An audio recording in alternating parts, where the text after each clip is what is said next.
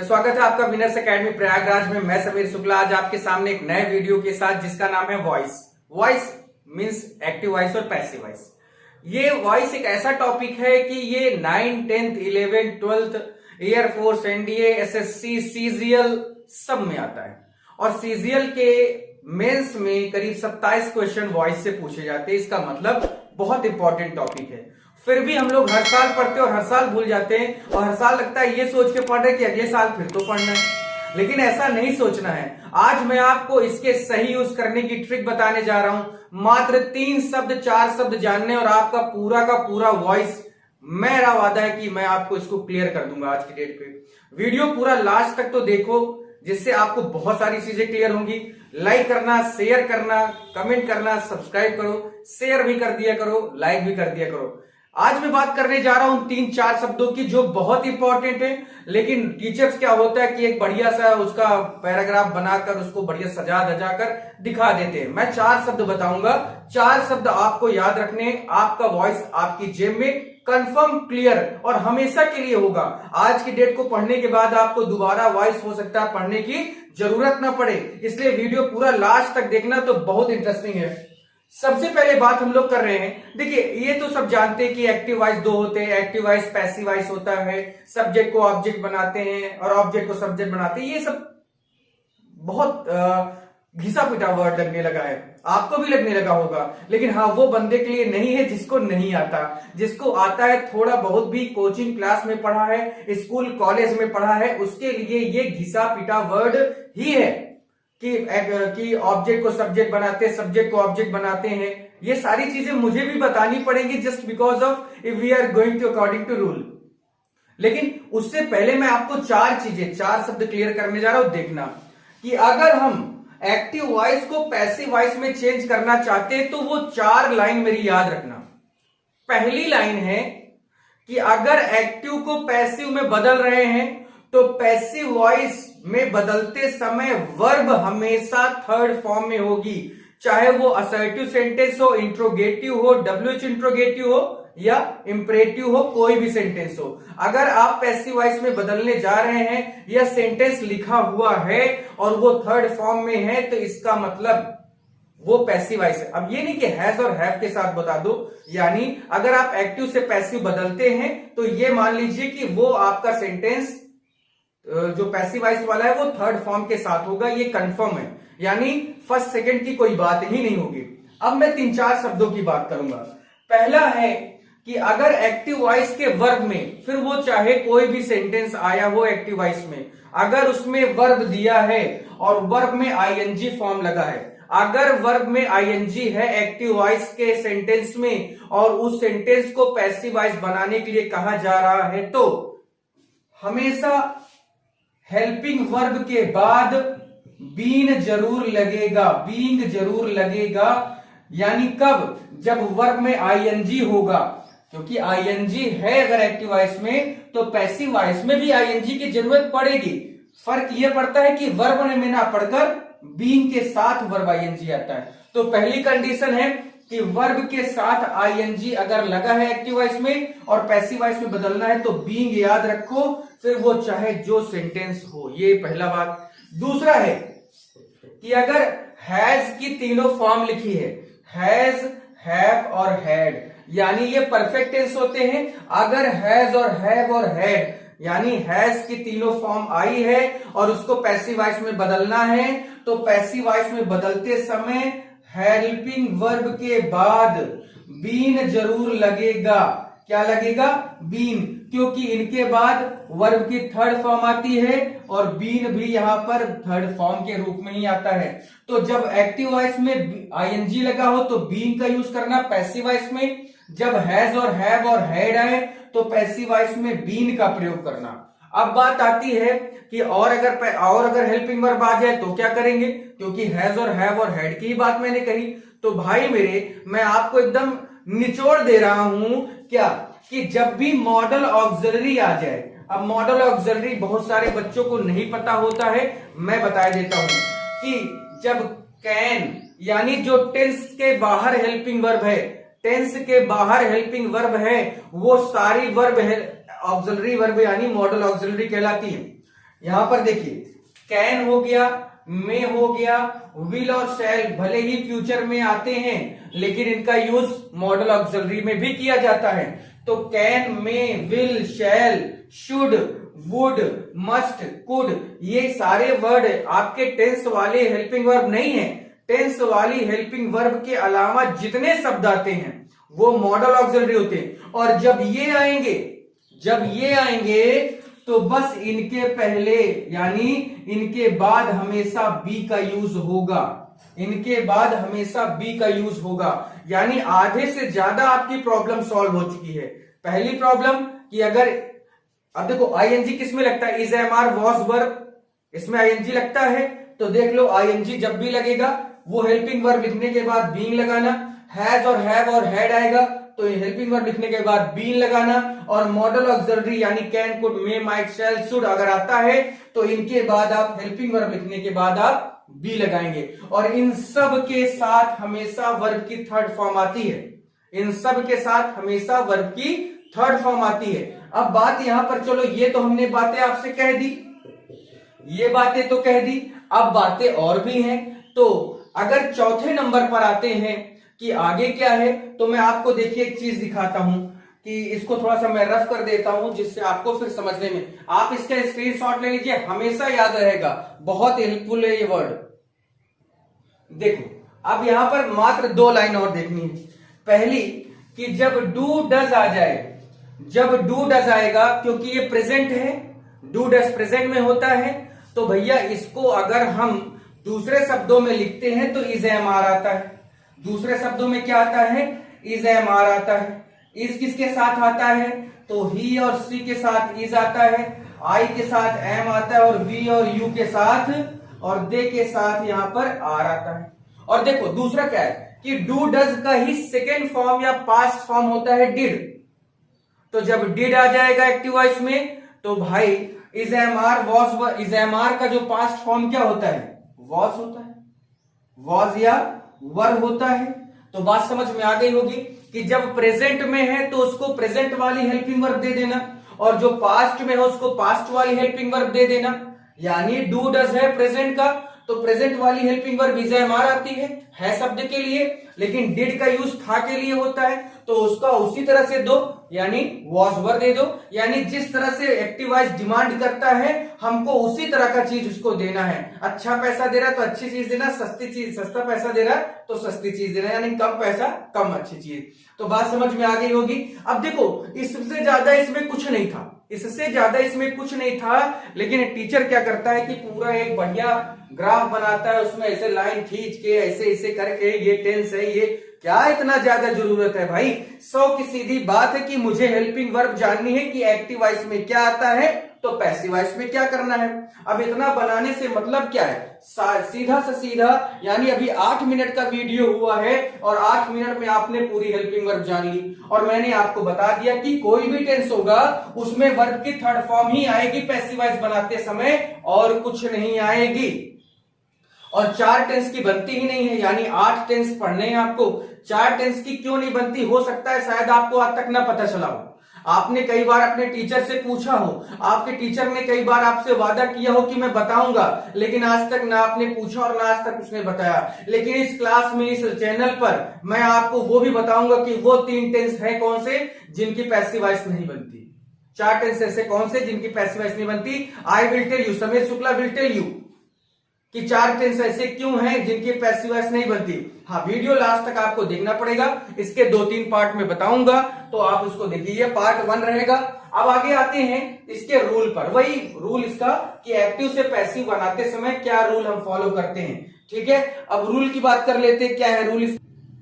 चलिए, passive voice को जब हम बनाते हैं, यानी एक एक्टिव वॉइस का सेंटेंस आता है और उसको पैसिव वॉइस में बनाते हैं, तो वो चीजें थोड़ा सा आपको रिकॉल करवा देता हूं जो आपके स्कूल क्लासेस में बताई गई, कोचिंग में बताई गई, कि भैया सबसे पहले एक्टिव वॉइस वाला जो ऑब्जेक्ट होता है उसको हम सब्जेक्ट बनाते हैं।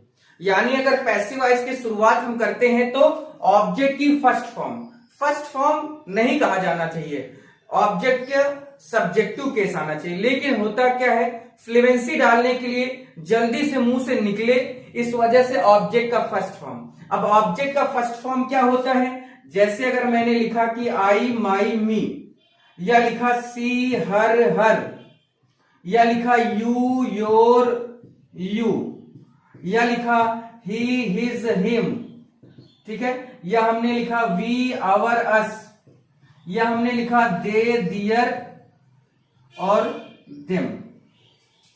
तो भैया देखो, ये आपका सब्जेक्ट होता है और ये आपका ऑब्जेक्ट होता है, ठीक है। अब बात यहां पर यही है कि ऑब्जेक्ट का फर्स्ट फॉर्म यानी मी का फर्स्ट फॉर्म लेंगे पैसिव वॉइस बनाते समय। अगर हर है एक्टिव वॉइस का ऑब्जेक्ट तो आप सी लेंगे पैसिव वॉइस बनाते समय। अगर यू है ऑब्जेक्ट आपका एक्टिव वॉइस का तो पैसिव वॉइस बनाते समय भी आप यू ही लेंगे। अगर हिम है एक्टिव वॉइस का ऑब्जेक्ट तो पैसिव वॉइस शुरुआत करते समय ही लिखना होगा। वी लिखा है, सॉरी अस लिखा है तो वी लिखना होगा, देम लिखा है तो दे लिखना होगा। बात समझ में आ गई। तो सबसे पहली बात है कि ऑब्जेक्ट का फर्स्ट फॉर्म, इसका मतलब है कि अगर ऑब्जेक्ट एक्टिव वॉइस का मी है तो पैसिव वॉइस बदलते समय उसी मी का हम आई लिखेंगे। उसके बाद आई के हिसाब से हेल्पिंग वर्ब। अब आई के साथ, आई क्योंकि प्लूरल माना जाता है तो आई के साथ हैव का प्रयोग होगा, आई के साथ एम का प्रयोग होगा, आई के साथ वर का प्रयोग होगा। मुझे नहीं लगता कि 11th-12th का लड़का इतना नादान है, इतना अनजान है, या 9th-10th का लड़का इतना नादान है, इतना अनजान है कि उसको आई के साथ क्या लगाना है, एम लगाना है या आर लगाना है। इतना मुझे नहीं लगता कि आपको नहीं आता है, आपको आता है, ठीक है। उसके बाद अगर नॉट आता है तो नॉट लगाओ, नहीं कोई बात नहीं। फिर नंबर आता है बी, बीइंग और बीइंग का।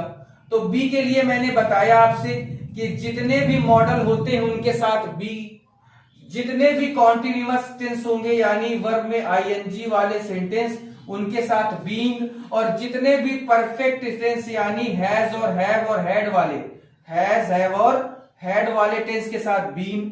वर्ब की थर्ड फॉर्म अमर है, अजर है, यही लगेगी। बाई का यूज करना ही है क्योंकि आप दिखाने जाएंगे कि किसके द्वारा काम हो रहा है। और सब्जेक्ट का थर्ड फॉर्म, सब्जेक्ट का थर्ड फॉर्म यानी अगर एक्टिव वॉइस का सब्जेक्ट आपका ही है, आई है तो मी लगेगा, सी है तो हर लगेगा, यू है तो यू लगेगा, ही है तो हिम लगेगा, वी है तो अवर अस लगेगा, दे है तो दे।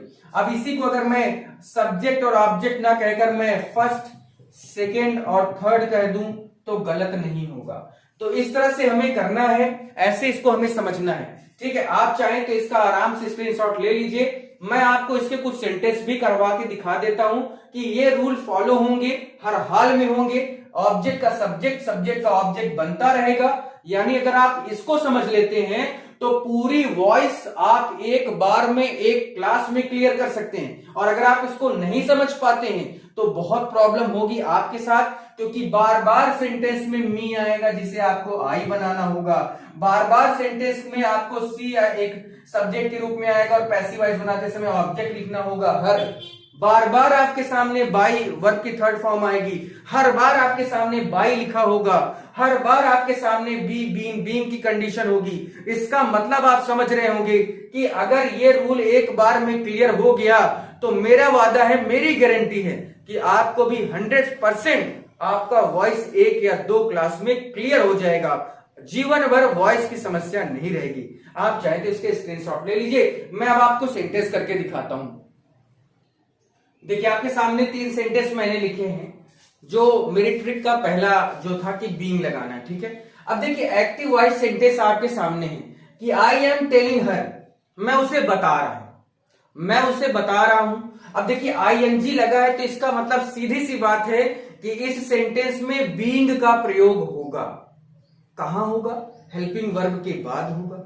अब देखते हैं पहले कि आप ऑब्जेक्ट का फर्स्ट फॉर्म यानी हर है, आपका ऑब्जेक्ट है भाई, आई सब्जेक्ट है, एम हेल्पिंग वर्ब है, वर्ब आपका टेलिंग है, तो ऑब्जेक्ट हर है। हर का जब आप इधर लेके जाएंगे तो क्या बनेगा? सब्जेक्ट के रूप में सी बनेगा कि नहीं बनेगा? हर को जब इधर आप सब्जेक्ट के रूप में रखेंगे तो सी बना। अब सी के हिसाब से एम लगेगा या आर लगेगा या इज लगेगा, ये आपको सोचना है। आराम से सोच सकते हैं कि सी के साथ एम लगता है कि आर लगता है कि इज लगता है।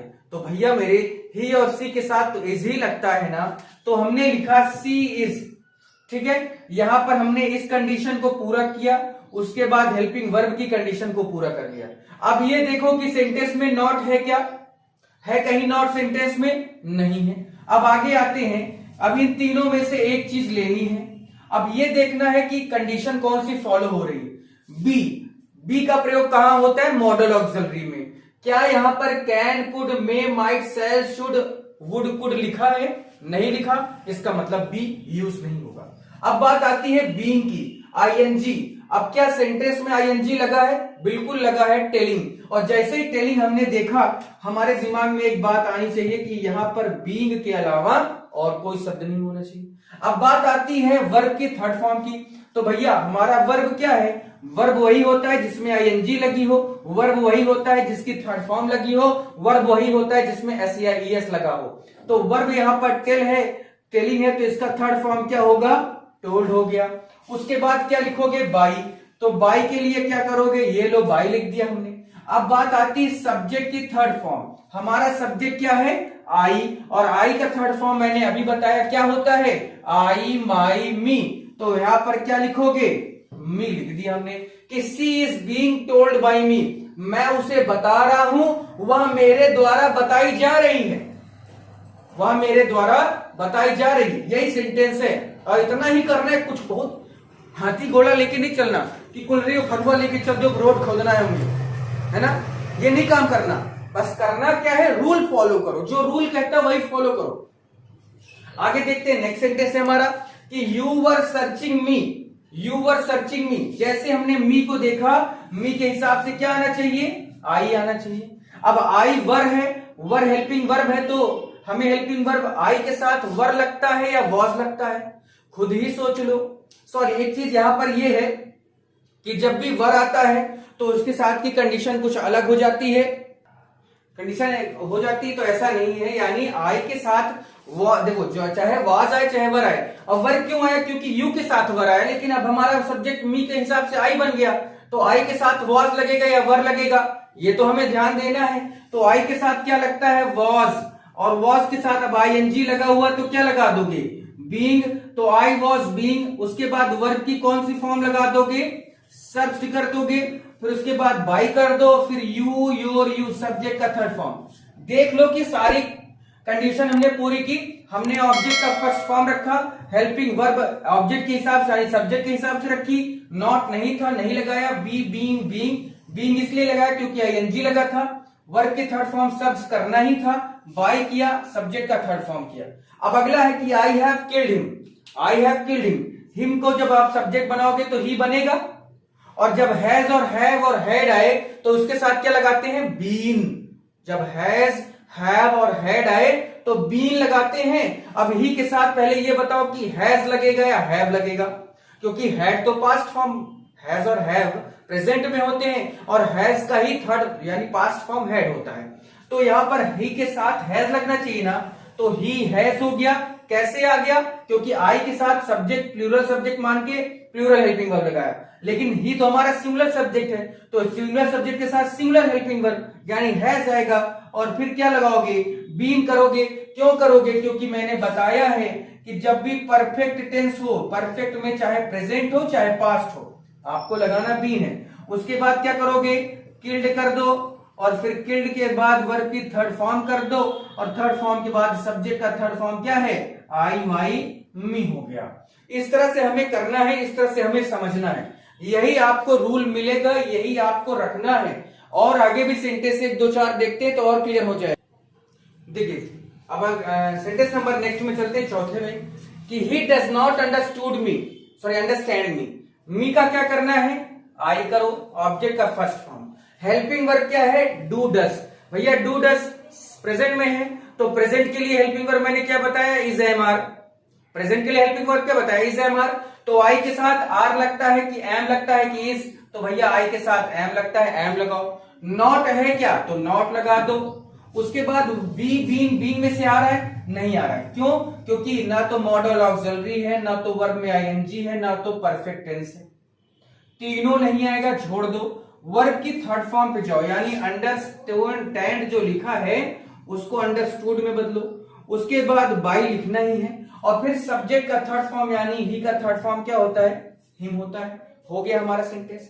अगला देखते हैं कि he did not save her, तो हर का सी करो, और डिड जब डू और डस का पास्ट फॉर्म डिड होता है, तो जैसे हमने डू डस के लिए इस एम आर का प्रयोग किया क्योंकि प्रेजेंट था, उसी तरह डिड पास्ट है तो डिड का पास्ट को लेने के लिए हमें क्या करना है, वॉज या वर का प्रयोग करना है। और जैसे ही वॉज या वर में से एक चीज लेनी है तो सी हमारा सिंगुलर सब्जेक्ट है, तो सिंगुलर सब्जेक्ट के साथ वॉज ही तो आता है। तो सी वॉज नॉट वर्ब। अब देखो इस पे भी बी बीइंग नहीं ले सकते, क्यों, क्योंकि ना तो मॉडल ऑक्सिलरी है वॉज, ना तो आईएनजी इसके साथ लगा है, ना तो परफेक्ट है। अगर यहीं पे सी वॉज नॉट सेविंग होता, आईएनजी होता, तो हम तुरंत वॉज नॉट बीइंग कर देते।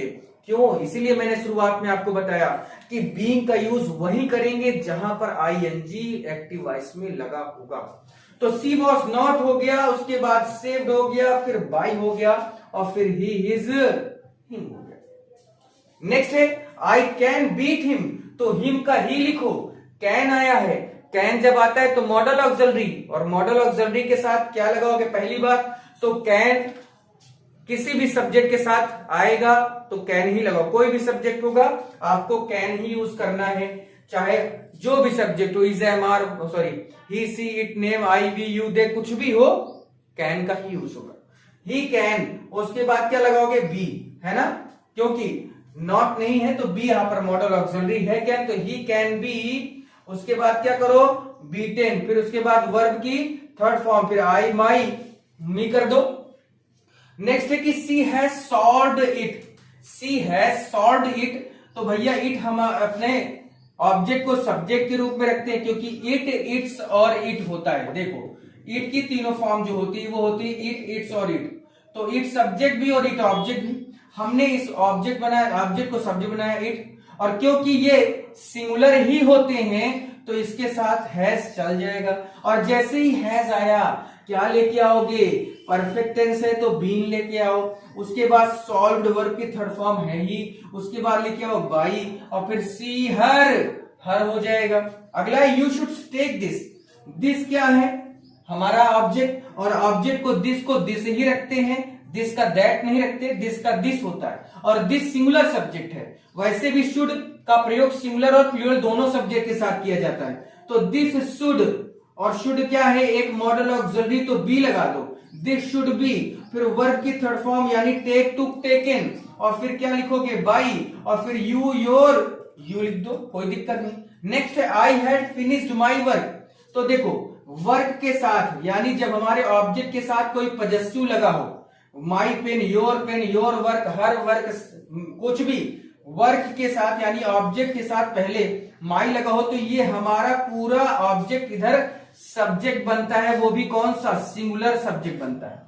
और हैड तो वैसे भी एक हेल्पिंग वर्ब ऐसी है जो सिंगुलर और प्लूरल दोनों के साथ हैड ही आता है, और जब हैड आता है तो आपको याद करना है कि हैज, हैव और हैड के साथ क्या आता है, बीन आता है। तो माई वर्क हैड बीन, उसके बाद फिनिश्ड, और फिर क्या लिखोगे बाई, और फिर आई माई मी। तो आज के लिए मैं यहां पर वीडियो को देखता हूं, यहाँ पे हम लोगों ने 9 क्वेश्चन किए। मुझे लगता है जो मैं सोचता हूं कि आज मैंने पूरी 100% कोशिश की है कि आपको ये समझा दूं। कल की डेट में फिर मैं इसके रूल बताऊंगा, यानी आगे हम लोग बढ़ेंगे, आपका सर्टिव सेंटेंस होगा, और 2-4 क्वेश्चन बताने के बाद कल हम लोग इंट्रोगेटिव पढ़ेंगे। बहुत खींच के 2 दिन या 3 दिन की क्लास में आपका पूरा वॉइस क्लियर हो जाएगा, और मुझे आप पर भी विश्वास और खुद पर भी विश्वास है कि मैं आपको ढंग से समझा दूंगा, अगले साल के लिए छोड़ना ही नहीं है। ठीक है भैया, तो इस वीडियो को पूरा लास्ट तक देखा है तुमने, बहुत अच्छा लगा। सबसे बड़ी बात, इसको शेयर कर देना, लाइक करना, कमेंट करना, सब्सक्राइब करना, फिर बताना। आगे की क्लास 7 बजे कल फिर से देखते हैं। Thank you.